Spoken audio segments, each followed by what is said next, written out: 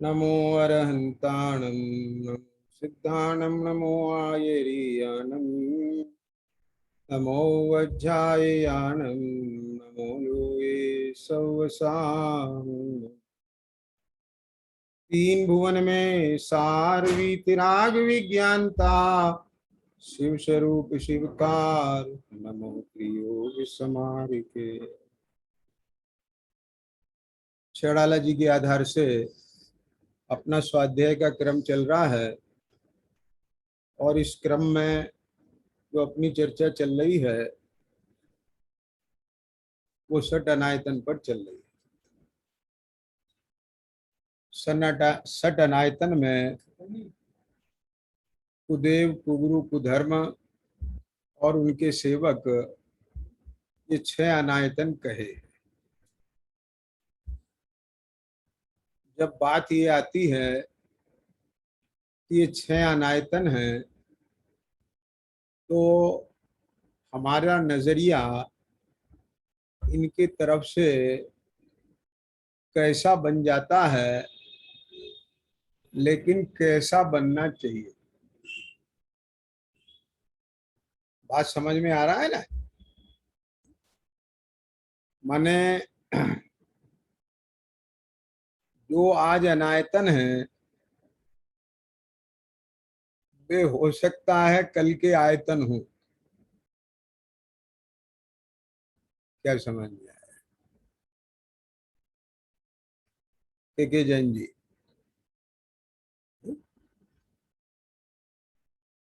अरे भाई वे भी तो सब आत्मा हैं। क्या क्या आत्मा नहीं है क्या? बोलो। अरे भाई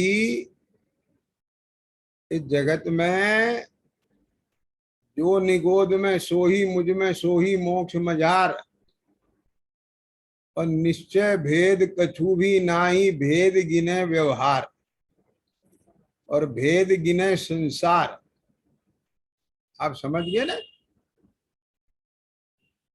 इसमें ये जो मैं विगत 4-5 दिन से ये आयतन और अनायतन का स्वरूप ले रहा हूं, ये बहुत महत्वपूर्ण चर्चा है। क्योंकि इसमें सम्यक दर्शन के लिए जो पहले निमित्त रूप सच्चे देवगुरु धर्म को लिया गया है वो भी इसमें गर्भित है। और सम्यक दृष्टि किन्हें देवगुरु धर्म की श्रेणी में नहीं रखता, ये भी इसमें गर्भित है। वे सच्चे देवगुरु धर्म सम्यक दर्शन के बाह्य निमित्त हैं, लेकिन क्यों हैं ये विज्ञान भी इसमें गर्भित है। और कुदेवादिक इनका सेवन सम्यक दृष्टि क्यों नहीं करता,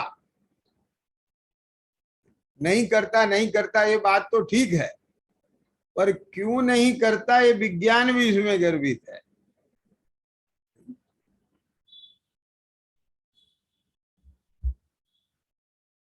कल जो अपन ने चर्चा की थी तो विगत सारी चर्चाओं का सार और कल की चर्चा का सार यहाँ पर आकर के खड़ा हो गया कि हम यहाँ पर जो आयतन और अनायतन का भेद कर रहे हैं वो किसी भी लौकिक जो धर्म चलते हैं, जो किसी भी जाति कुल संप्रदाय से, राष्ट्र से, समाज से संबंधित होते हैं, हम उस दृष्टिकोण से धर्म की को परिभाषित नहीं कर रहे हैं।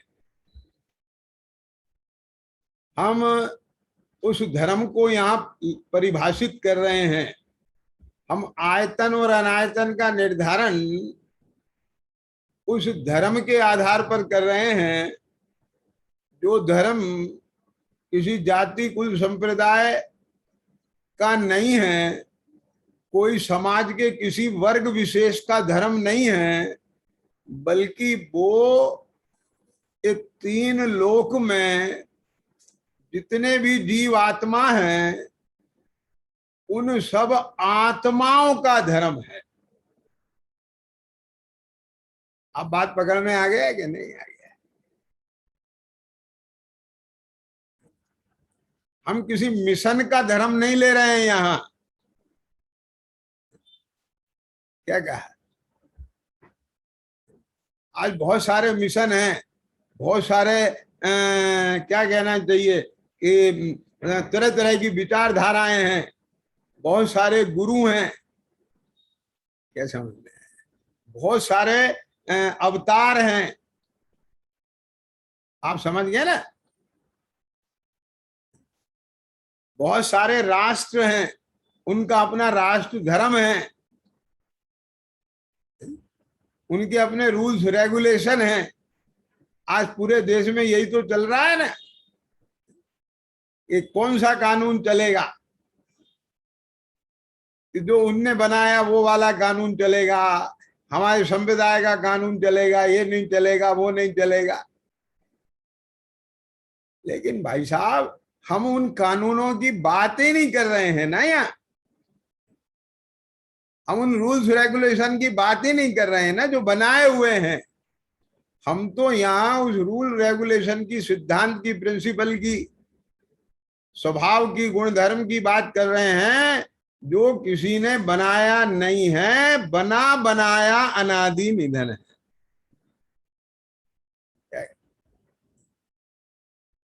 बात को समझ में आ रहा है कि नहीं आ रहा है?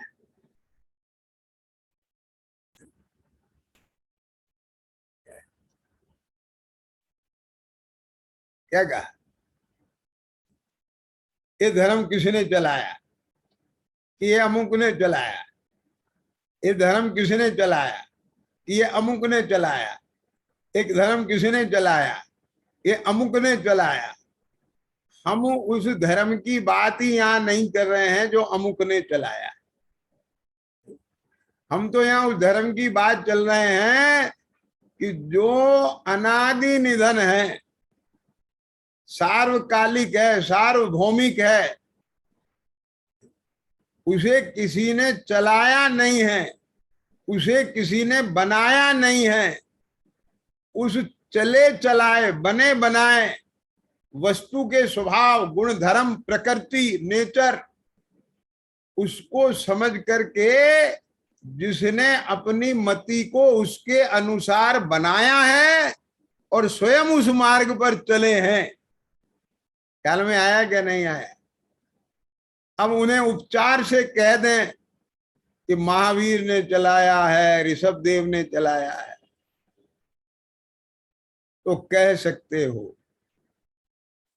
लेकिन हम जानते हैं कि हम यहाँ ऋषभ देव के द्वारा चलाए हुए धर्म को नहीं फॉलो कर रहे हैं। क्या समझ में आया? हम तो उस धर्म को फॉलो कर रहे हैं जिसको स्वयं ऋषभ देव ने फॉलो किया। धनपाल जी, समझ में आया कि नहीं? क्या सेल समझ में आ रहा है ना? देखो दोनों में कितना अंतर है। हम उस धर्म की बात नहीं कर रहे हैं जिसे महावीर ने चलाया है। हम उस धर्म की बात कर रहे हैं जिस धर्म को महावीर ने पाला है, महावीर ने समझा है और स्वयं उसे फॉलो किया है।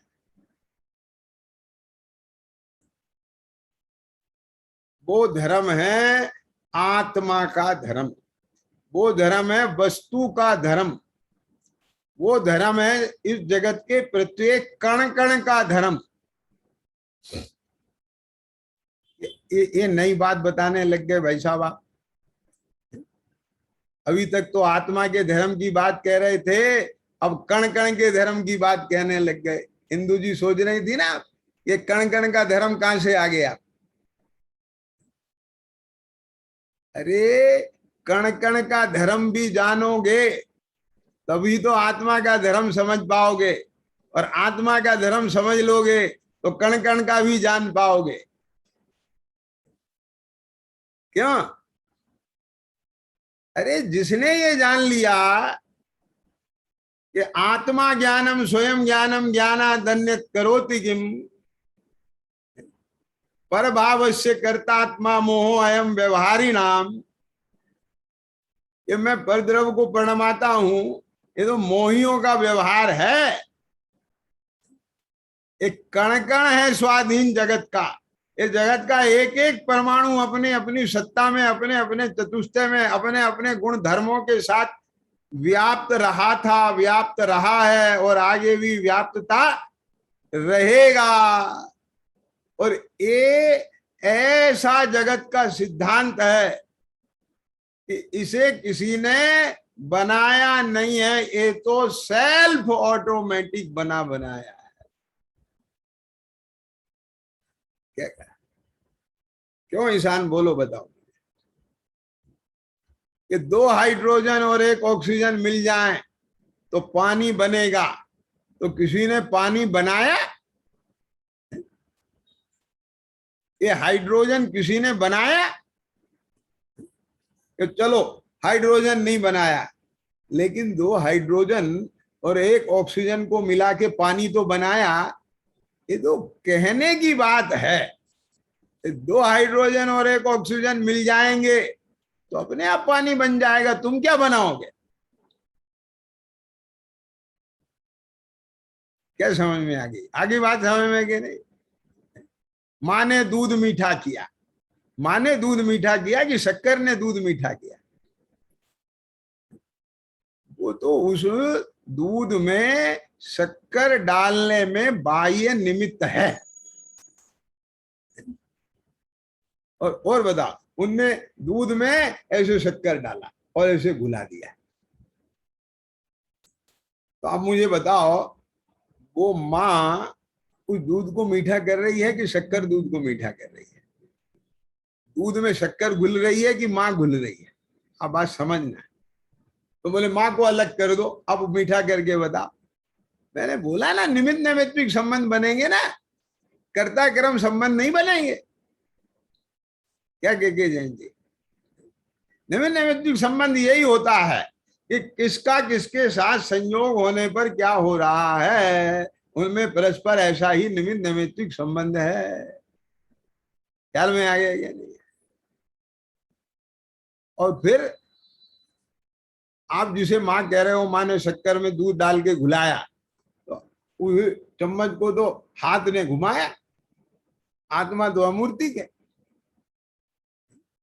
ये उंगली के जो पुद्गल परमाणु है, अपनी क्रियावती शक्ति से घूमे, इसमें धर्म द्रव निमित्त रहा। और ये उंगलियों के वहीं जहां परमाणु है वहीं आत्मा के प्रदेश है, तो आत्मा के प्रदेश अपनी क्रियावती शक्ति से परिणमे। पर क्रियावती शक्ति ने थोड़ी परिणमाया, उनमें परिणमने की योग्यता का नाम क्रियावती शक्ति है। कितना सूक्ष्म विज्ञान है। आप जब तक कण कण की स्वाधीनता, एक एक द्रव की स्वतंत्रता, एक एक गुण का स्वरूप, उनका भेद और अभेदता ख्याल में आया क्या नहीं आया? ऐसा प्रत्येक द्रव का स्वरूप जब तक नहीं समझोगे, तब तक आपके जन्म मरण का अभाव नहीं हो सकता, धर्म नहीं हो सकता। जन्म मरण का अभाव नहीं हो सकता का क्या मतलब है?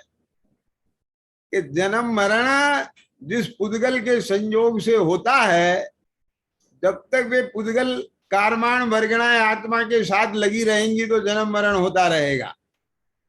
और जब उन पुद्गल कारमाण वर्गणाओं को आत्मा के साथ बंधने का कारण नहीं मिलेगा, यानी आश्रम नहीं होगा, तो बंध नहीं होगा। सीधा सीधा विज्ञान है। कोई क्या कर सकता है इसमें?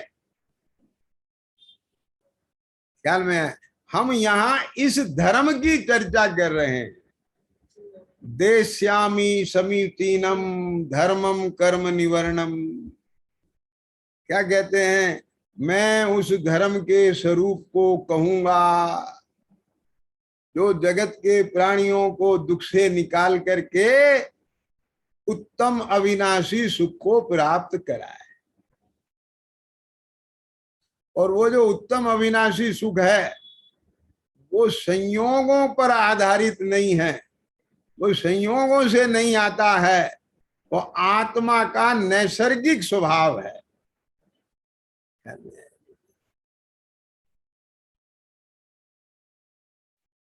तो अब कण कण को भी जानना समझ में आ गया कि नहीं आया?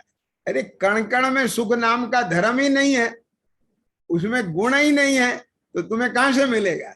अब तुम दूध में 1 करोड़ रुपए का हीरा घोलते रहो तो दूध मीठा हो जाएगा? क्यों इंसान? होगा? नहीं होगा ना बेटे। क्यों नहीं होगा? क्योंकि हीरे में मिठास नाम का गुण ही नहीं है। क्या समझ में? बोला ना, हमारी आमदनी 5 लाख रुपए महीना से 10 लाख रुपया महीना हो जाए तो सुख आएगा। इन नोटों के बंडल में सुख नाम का गुण है क्या? तो एक काम करो, इन नोटों के बंडल चूहों के बिल में और चूहों को उसमें छोड़ दो तो वे सब सुखी हो जाएंगे। एक कुतर कुतर के उनका भनूस बना देंगे। समझ में आ गया क्या नहीं है? तो उसमें सुख आना चाहिए ना। ये सुख नोटों के बंडल में नहीं है। ये सुख कहाँ है? इसकी खोपड़ी में है। कि क्या है खोपड़ी में इसके? कि नोटों से सुख आता है, ये मान्यता मान ली, और जब वे नोट आते हैं तो सुखी हो जाता है। बस इतना सुख है। फिर समझ में आया कि नहीं आया? ये तेरी कल्पना का सुख है, तेरी मान्यता का सुख है। बोले नहीं आता है, हम अनुभव करते हैं। हम कब मना कर रहे हैं? ये केमिकल रिएक्शन ऐसा ही है, तो जैसे तेरे परिणाम होते हैं उसका ज्ञान अनुभव करता है तो उसे वेदन हो जाता है। तो कल्पना थोड़ा ही है, वो तो हकीकत में ही आ रहा है सुख। लेकिन उस सुख का आधार तो कोरी मान्यता है ना। ख्याल में आ गया क्या? वो सुख का आधार स्वभाव थोड़ा ही है, वो तो मोह है। आज तेरा मोह यहां है, कल को वहां। नहीं आई समझ में? मोह ही क्षण क्षण में बदलता है।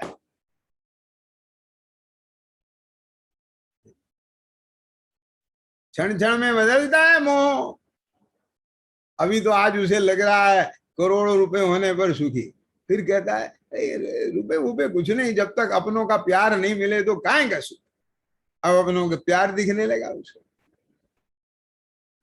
बात समझ में आ गया क्या नहीं है? तो कहने का तात्पर्य यह है, वो एक जगह टिकता ही नहीं है।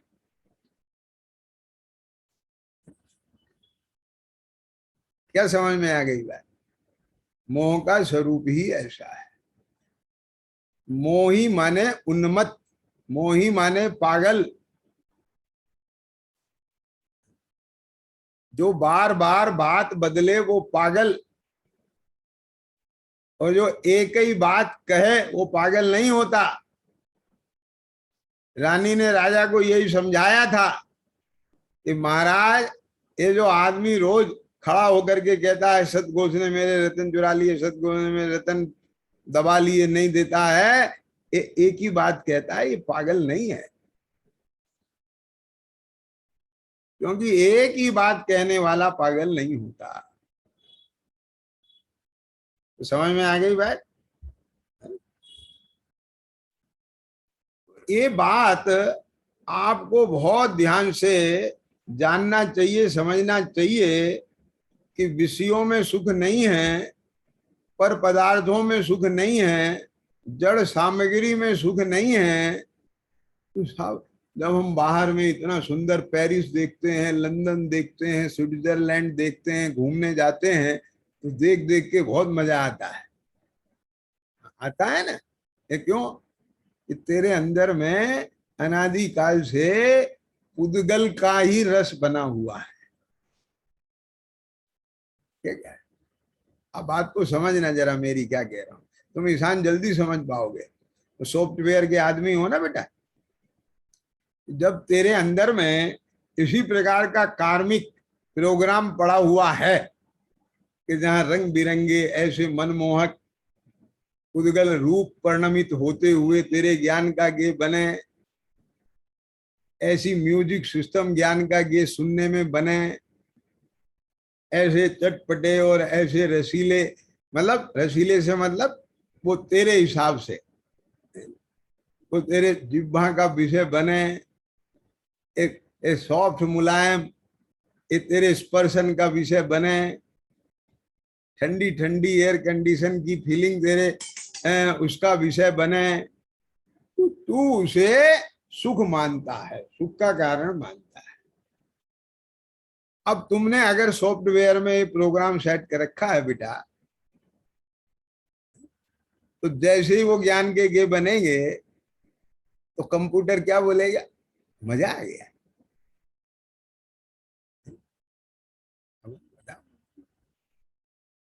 बोलेगा कि नहीं बोलेगा?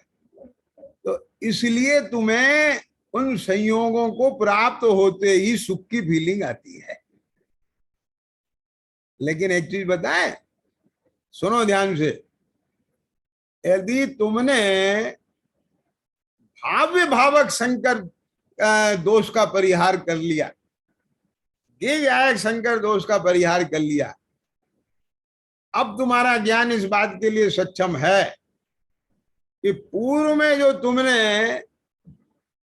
ये सब प्रोग्रामिंग सॉफ्टवेयर में डाल रखी है, अब वे ज्ञान का गे बन जाए तो वहां ज्ञान जान लेता है, पहचान लेता है, ये मेरा कार्य नहीं है, मेरा स्वरूप नहीं है, ये तो पहले से प्रोग्राम में पड़ा हुआ जो फंक्शन है वो आ रहा है। धनपाल जी समझ में आया क्या नहीं आया? मुझे इसका अनुभव ही नहीं करना, वो तो रॉन्ग साइड है। ये तो मैंने जान लिया है। क्या ये तो गलती से प्रोग्रामिंग हुआ है। किसान समझ में आ गया क्या नहीं? तो आप उसका अनुभव ही नहीं करोगे, उससे भेद ज्ञान करोगे, भिन्न पड़ोगे उससे, और तुम्हारी ज्ञान चेतना जो उस भावक के भाव का, जो भाए हुए भाव हैं, समझना जरा, वो भावक के भाव का अनुभव ना करके वो ज्ञान कि ये भावक का भाव है, मेरा स्वभाव नहीं, उससे भिन्न पढ़ के जैन जी अपने स्वभाव का अनुभव करेगा और उसे अपने स्वभाव का अनुभव करने पर जो सेल्फ सेटिस्फेक्शन मिलेगा, ये हूं मैं सदा एक रूप रहने वाला हूं, मैं ज्ञान का गे बनने से मैं गे रूप नहीं होता, और ये भावक का भाव है, मैं भाव्य रूप नहीं होता, मैं तो सदा एक ज्ञान दर्शन उपयोग में रहता हूं। न केवल ऐसा ख्याल, न केवल ऐसा सोच, न केवल ऐसा विचार, न केवल ऐसा चिंतन, बल्कि ऐसा अवलोकन पूर्वक अनुभवन। क्या बोला मैंने?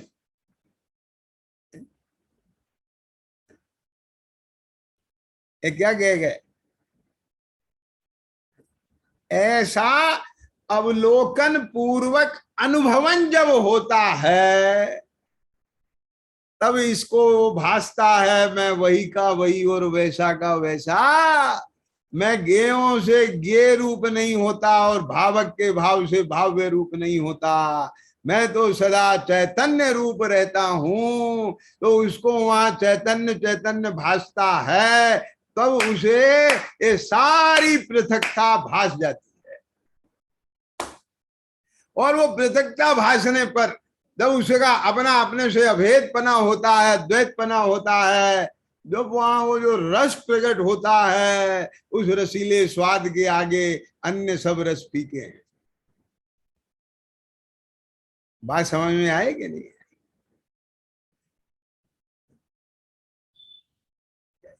ये है आत्मा का धर्म, ये है आत्मिक सुख, ये है आत्मिक संतुष्टि, इसमें सदा रतिवंत बन, इसमें सदा संतुष्ट रे, इससे ही बन तू तृप्त उत्तम सौख्य हो जिससे तुझे।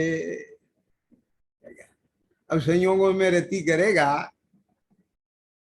इसमें सदा रतिवंत बन, इसमें कि जो ये निकल के आया था अपना स्वभाव, अपना त्रैकालिक भाव, है ना, अपनी अस्थि, अपना गुण धर्म, अपना एक कोरा पुद्गल का नहीं, और एक पुद्गल के संयोग से उत्पन्न होने वाला अपना रागादिक धर्म भी नहीं। क्यों कि आत्मा के कुछ धर्म स्वाभाविक हैं और कुछ पुद्गल के संयोग से होने वाले। ख्याल में आ गया क्या? नहीं, स्पर्श रस गंध मन कोड़ा पुद्गल का धर्म है, उसकी बात तो है ही नहीं, लेकिन उसके निमित्त से होने वाले जो अपने वैभाविक भाव हैं वो भी नहीं। केवल और केवल अपने स्वभाव के अवलंबन से, स्वभाव के आश्रय से जो उत्पन्न होने वाला एक शांत रस है, बस उस शांत रस में रति कर। ध्यान से सुनना, ये भी उपचार की भाषा है विपिन जी। तुम शांत रस में रति करोगे ना तो शांत रस गायब हो जाएगा, क्योंकि वो शांत रस भी एक समय की पर्याय है। लेकिन जो त्रिकाल शांत रस का कारण रूप शांत स्वभाव है, एक कितना शांत स्वभाव है कि दुरंत कषाय चक्र की विचित्रता के वश प्रवर्तमान अनेक शुभाशुभ भाव रूप होता हुआ भी जो उनके भाव रूप स्वभाव रूप नहीं होता, तो वो स्वभाव कितना शांत होगा। क्या कह गए? कुछ पकड़ में आई बात? वो स्वभाव आखिर कितना शांत होगा के जैन जी? क्या क्या सुन रहे हो ना ध्यान से? तो वो जो उस स्वभाव की शांतता है, उस स्वभाव की गंभीरता है, क्या बात है। चारों तरफ से आपको असंख्य लोगों ने घेर लिया।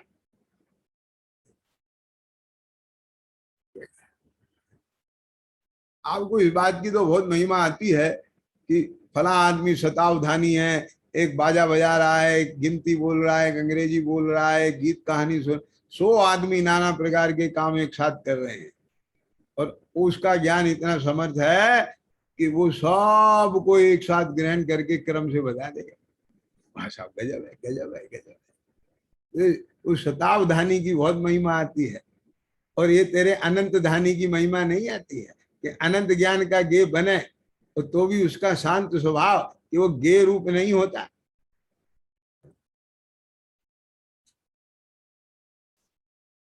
मालूम मैं ये बात क्यों कह रहा हूं? मैं इसलिए नहीं कह रहा हूं, शतावधानी भी ठीक है, वो अपेक्षाकृत वो उसकी भी महिमा है अपनी जगह, वो विषय अलग है, मैं यहाँ नहीं छेड़ रहा हूं अभी उसे, है ना। लेकिन अगर तुझे उस शतावधानी की महिमा आएगी ना धनपाल जी, पता क्या होगा फिर? तेरा सारा वीर्य उस शतावधान को उत्पन्न करने में लग जाएगा, तू इसी के अभ्यास में लग जाएगा। ठीक है जैन जी, क्या कहेंगे?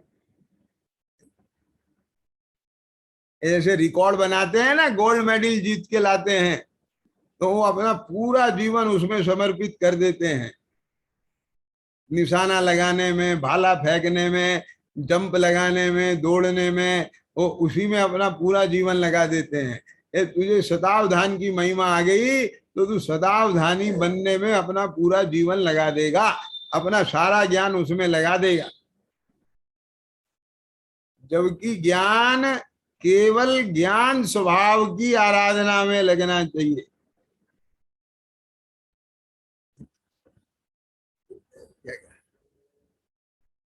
यही निष्कर्म होने का विज्ञान है।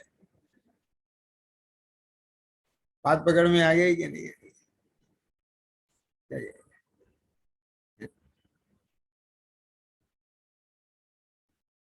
हम यहाँ उस धर्म की चर्चा कर रहे हैं।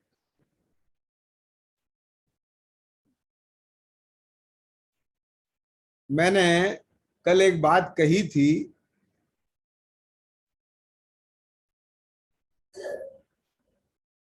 कि जो अरहंत भगवान की प्रतिमा है,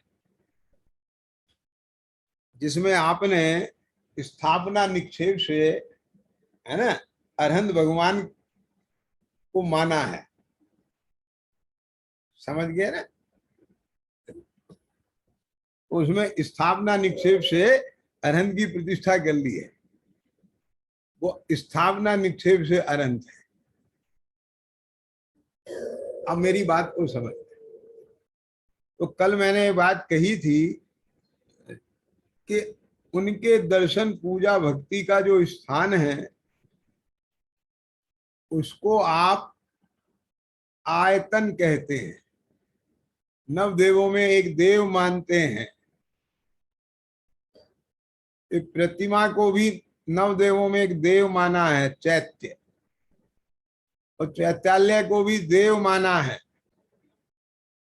समझ में आ गया क्या नहीं है? 5 परमेष्ठी, इनको भी देव माना है।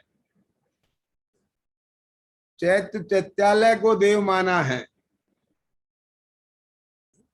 जिनवाणी को देव माना है, और जिन धर्म को देव माना। बात को समझने की कोशिश कर।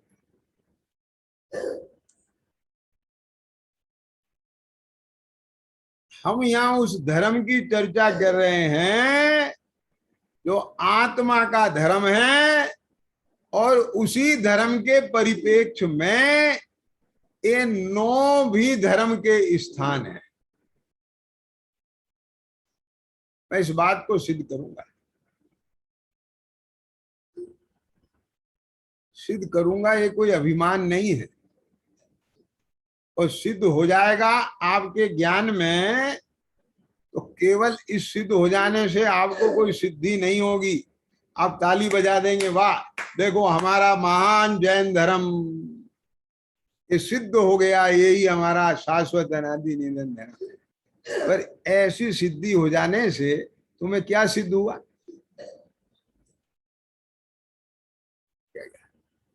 कहीं ऐसा तो नहीं है कि तुमने इसकी आड़ में अपना दर्शन मोह पुष्ट कर लिया हो के जैन जी? ये तुम नई नई बातें कहां से निकालते रहते हो भाई साहब? मैं कहीं से नहीं निकाल रहा हूं, आपके भीतर से निकाल रहा हूं। और भीतर से निकालने के लिए ये बातें रखता हूं। ये क्या मतलब दर्शन मोह की पुष्टि का? ये सुनो, यहाँ किसकी महिमा सिद्ध हुई? जैन धर्म की। तो दर्शन मोह पुष्ट कैसे हुआ? ये तुमने जैन कुल में जन्म लिया है, इसलिए जैन धर्म हमारा धर्म है। तो तन उपजत अपनी उपज जान। तुमने शरीर के उत्पन्न होने से अपने को उत्पन्न होना जाना, जो शरीर का धर्म है, बाप दादाओं का धर्म है, वो हमारा धर्म है। तो देखो हमारा धर्म जीत गया। तो ये मोह ही तो है सारा का सारा। क्या के जैन जी? तो पुष्ट किसे किया तुमने? अरे जिसको नष्ट करना था तुमने उसे पुष्ट कर लिया। तो तुम जैनी कहाँ रहे? क्या किया गया? तो सोच के तो बोलो ना।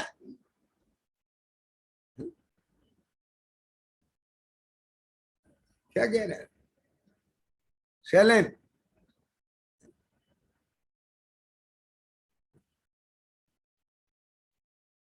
अरे सच्चा जैन वो होता है जिसका पहले दर्शन मोह नष्ट होता है, और दर्शन मोह नष्ट होने के बाद उसे अपना चारित्र मोह मोह नजर आता है। कुछ आई समझ में बात? यहाँ उस धर्म की चर्चा चल रही है, यहाँ उस विज्ञान की चर्चा चल रही है। और इसे विज्ञान की कसौटी पे कसा जा रहा है। कैसा? ध्यान से सुनना मेरी बात को। अगर यशोधर मुनिराज के जरा भी ज्ञान में भेद होता, उनकी श्रद्धा में जरा भी भेद होता, उनके परिणमन में जरा भी भेद होता, तो श्रेणिक अपना मत परिवर्तन नहीं करते।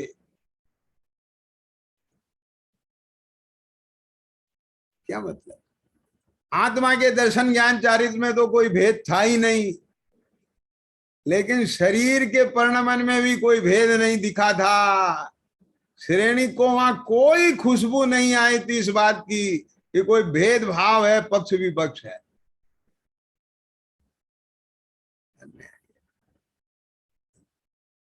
ये उस बीतरागता का ओरा था धनपाल जी। आप समझ पा रहे हो कुछ? क्या कहा? ये दीवान अमरचंद को शेर ने क्यों नहीं खाया था? ये सुनो ध्यान से। यदि दीवान अमरचंद अपने को मनुष्य और उसे शेर देखते, तो जिस सहज परिणति से वो पिंजरे में घुसे थे, वो नहीं घुस पाते। कुछ आई समझ में? वहां शेर को आदमी की खुशबू नहीं आई, उस शेर को दीवान चंद में आत्मीयता की खुशबू आई। कि क्यों? कि दीवान अमरचंद ने शेर को शेर नहीं आत्मा देखा, और अपने को दीवान अमरचंद ने आत्मा देखा।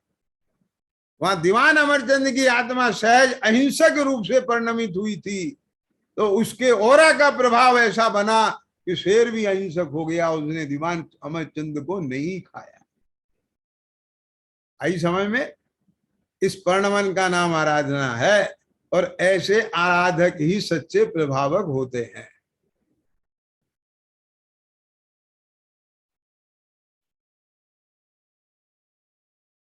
तो बात आ रही है ज्ञान में कि नहीं आ रही है?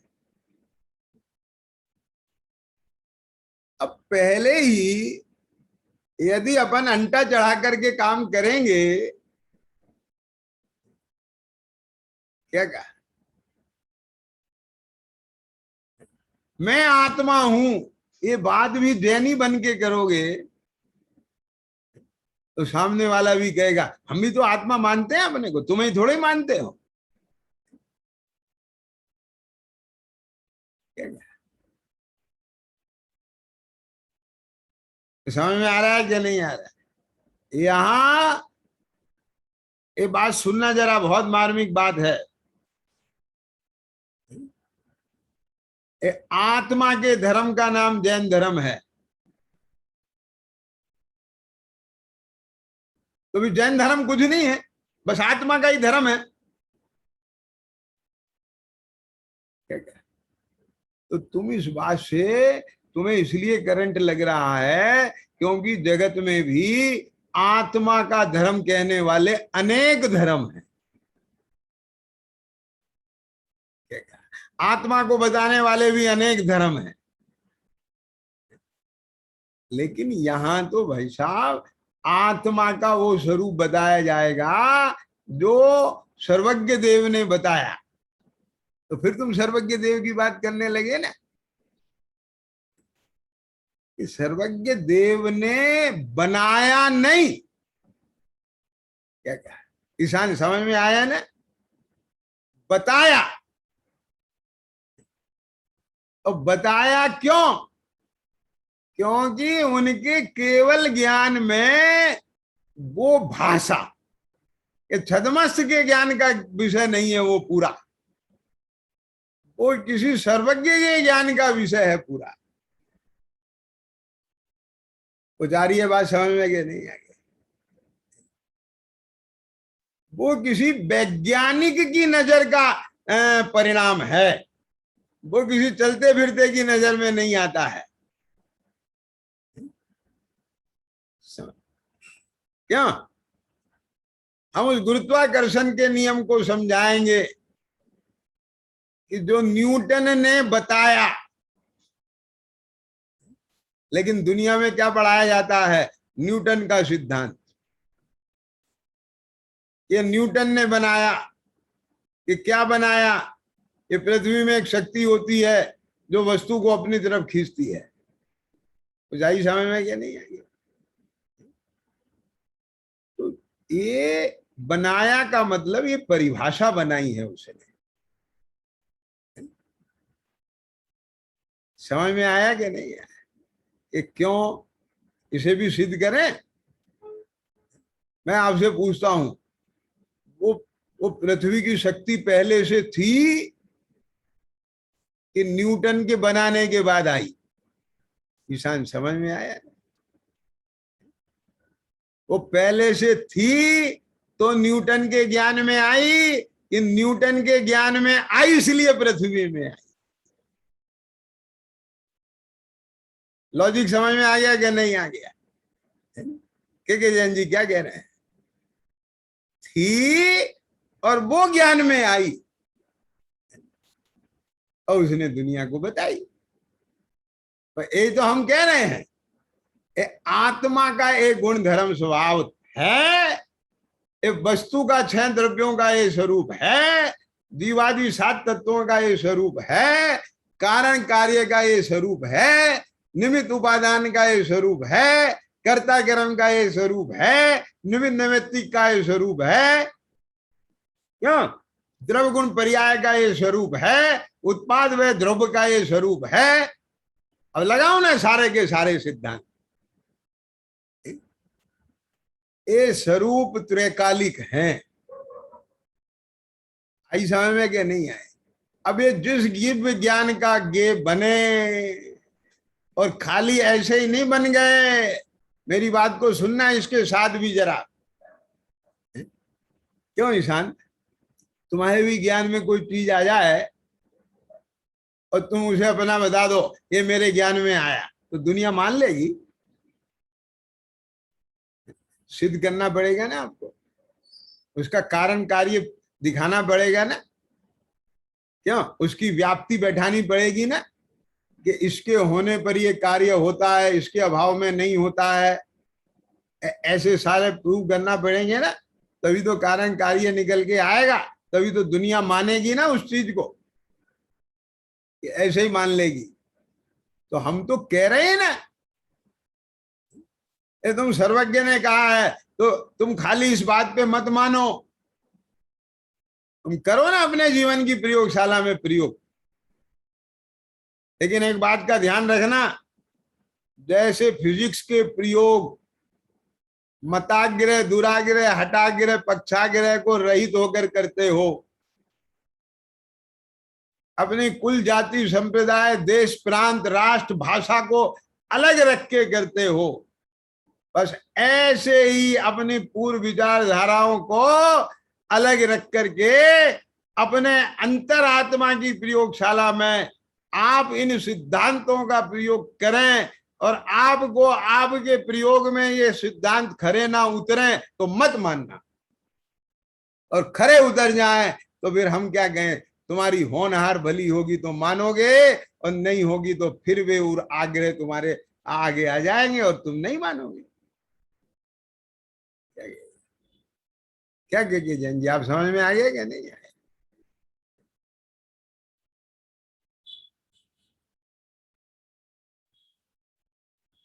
आगे समझ में क्या नहीं आ गया?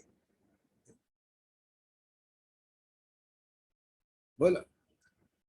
आप थोड़ा सा वस्तु को देखने का नजरिया बदलिए, धर्म को देखने का नजरिया बदलिए, इन नवदेवों को देखने का नजरिया बदलिए।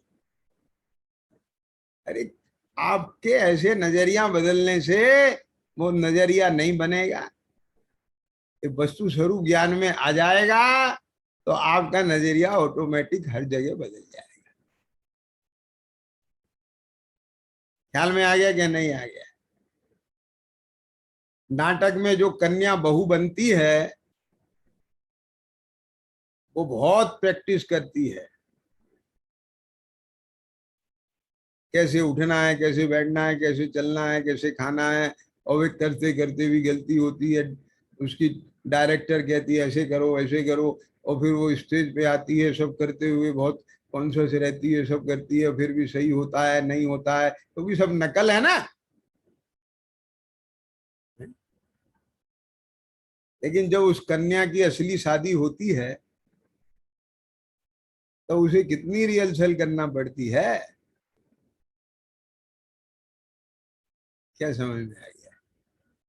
कोई रिहर्सल नहीं करना पड़ती है। उसके अंतर में जब उसकी श्रद्धा बदल जाती है, ज्ञान बदल जाता है, तो वो जो कुछ भी करती है बस वो एक बहू का आचरण होता है। बात समझ में आ गया क्या नहीं? तो जब अपने ज्ञान में अपना आत्मा आ जाता है, आत्मा का स्वरूप आ जाता है कि मैं आत्मा ही हूँ, आत्मा का स्वरूप ये है, मेरा स्वरूप ये है, मेरे गुण धर्म ये हैं, ये नहीं है, ये मेरे स्वाभाविक धर्म है, ये पुद्गल के संयोग से होने वाले धर्म हैं। आई बात समझ में कि नहीं आ गई? क्यों? इनसे ये सब संसारिक प्रवृत्ति हो रही है, ये सुख दुख आदि, ये सब कार्मिक हैं, ये वास्तव में सुख नहीं है। सुख तो वह है जो स्वभाव का अनुसरण करे। एक क्यों कि पुद्गल का अभाव हो जाने पर यदि सुख का अभाव हो जाएगा तो मैं तो अनाथ हो जाऊंगा। क्या बोले? आप बात समझ रहे हैं मैं क्या कह रहा हूं? तो इसलिए सुनना धनपाल जी, मैंने क्या बात कह रहा हूं। हमने परमात्मा भी बेपकड़े हैं, सिद्ध परमात्मा, कि जिनकी दशा में भी पुद्गल का संयोग नहीं।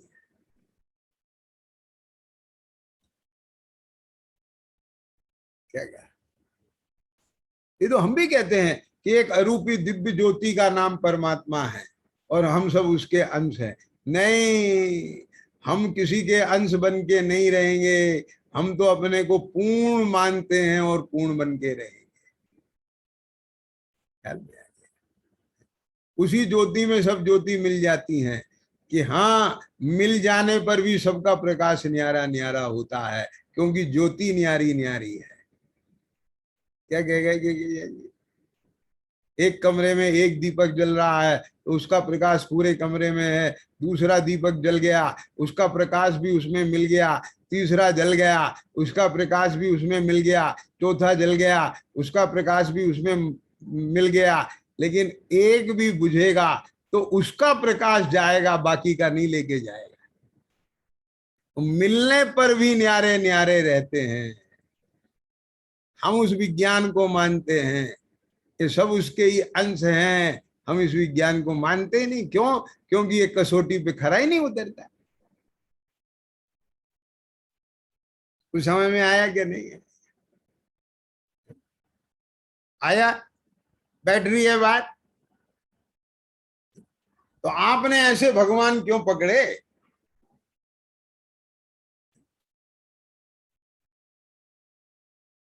ये जो ऐसे पद्मासन बैठे हैं, मेरी बात सुनना, समय तो हो गया है, मेरी बात सुनना। और विस्तार से मैं कल तो अपने रविवार की कक्षा चलेगी, मैं परसों फिर लूंगा, तो है ना, मैं आपको विषय दे रहा हूं कि हमने ऐसे भगवान नहीं पकड़े। तो क्या मतलब है कि सुनो ध्यान से। एक अंतरात्मा जब परमात्मा बना, क्या कह रहा हूं ध्यान से सुनना, शरीर परमात्मा नहीं बना, आत्मा परमात्मा बना। मेरी बात को जरा पकड़ने की कोशिश करना जरा आप। एक ही शरीर में, उसी शरीर में आत्मा बहिरात्मा से अंतरात्मा हुआ, और उसी शरीर में वो अंतरात्मा अंतरात्मा से परमात्मा हुआ। क्या कहेगा? अंजन चोर बहिरात्मा, तो शरीर तो वही है ना उसका। क्यों कह जैन जी? उसके नाक आंख शरीर बदल गए क्या? जब वो अंजन चोर था तो उसकी उसकी नाक ऐसी होगी, फिर ऐसी हो गई, फिर ऐसा। वो एक अलग बात है कि केवल ज्ञान का अतिशय होता है, जीव का परमोदारिक शरीर हो जाता है। बात समझना, वो एक अलग विषय है। मैं जो बात कह रहा हूं जितने आशय से उसी को समझिए आप। तो शरीर तो वही रहा ना, उसकी श्रद्धा बदल गई तो बहिरात्मा से अंतरात्मा हो गया कि नहीं हो गया? आप समझ गए? तो बहिरात्मा से अंतरात्मा हुआ, शरीर वही। अब वो अंतरात्मा से परमात्मा कैसे होगा और बहिरात्मा से अंतरात्मा कैसे होगा? रोटी खाते खाते बहिरात्मा से अंतरात्मा हो जाएगा कि ध्यान में होगा? ध्यान का मतलब क्या है? ध्यान का मतलब सीधा सीधा ये है कि वो जो अंजन चोर है उसका ज्ञान कहीं लगेगा। पहले कहाँ लगा हुआ था? चोरी करने में लगा हुआ था, सीना चोरी करने में लगा हुआ था। अब उसका ज्ञान कहाँ लग गया? अब उस स्वरूप और स्वभाव और विभाव को जानने में लग गया। अब वो बैठ करके लगेगा। ख्याल में आया कि नहीं आया? अब वो उसको अंतरात्मा हो गया, आत्मज्ञान हो गया। तो अब अपना अपने स्वरूप का ध्यान वो कैसे करेगा? बोलो ईशान। चलते चलते करेगा? चलते चलते चलने का ध्यान करेगा कि आत्मा का ध्यान करेगा? जब चलते चलते आत्मा का ध्यान करेगा तो किसी से टकरा जाएगा, ठोकर लग जाएगी, और वहां जो जीव चल रहे होंगे वो कुचल जाएंगे। आप बात पकड़ रहे हो कि नहीं पकड़ रहे हो? तो कोई समझदार ऐसा काम नहीं करेगा। समझदारों की एक ही डेफिनेशन होती है कि जिस समय खेल रहे हो तो पूरा खेलो और जिस समय पढ़ रहे हो तो पूरा पढ़ो। क्या समझ में आ गया? के जैन जी क्या कह रहे हैं? आप समझ गए ना? तो आत्म ध्यान कहां से होगा? तो आत्म ध्यान तो ऐसे ही बैठे बैठे होगा कि नहीं होगा? पद्मासन मुद्रा में ही होगा ना, हाथ पे हाथ रख के होगा ना। हाथ पे हाथ धरना माने अब कुछ कर नहीं रहे, कहीं कोई उपयोग नहीं है। तो ऐसे शरीर के इस मुद्रा में वो आत्मा अंतरात्मा से परमात्मा दशा को प्राप्त हो गया। तो बाहर में ये मुद्रा दिखी तो हमने इसी मुद्रा को परमात्मा बनाया। परमात्मा इस मुद्रा को नहीं, शरीर की अवस्था का नाम परमात्मा नहीं है। इस अवस्था में जो आत्मा विकारों से रहित होके परमात्मा बनी है वो हमारा परमात्मा है। और वो अंतरात्मा से परमात्मा होने की शरीर की मुद्रा यही होती है।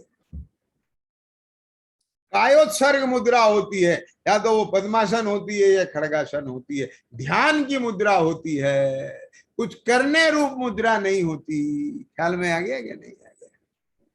इस पर विस्तार से चर्चा मैं परसों लूंगा, है ना। अभी यहीं विराम लेता हूं। सहजानंदी शुद्ध स्वरूपी अविनाशी मैं आत्म स्वरूप सहजानंदी।